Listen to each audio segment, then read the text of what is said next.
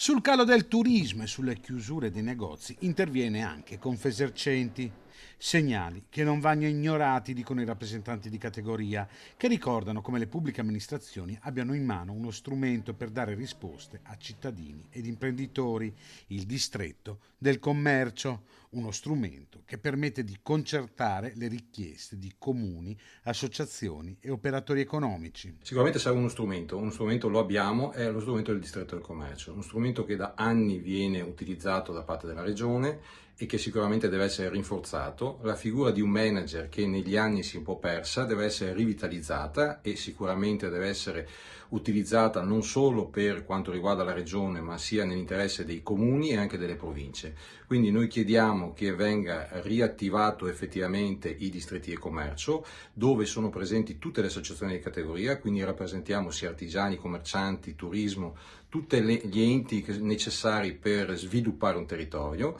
e l'idea di Confesercenti è quella di al più presto convocare tutte le amministrazioni, i sindaci che rappresentano i distretti del commercio per capire la strategia da utilizzare per dare vitalità ai territori, riqualificare i territori e rigenerare i territori.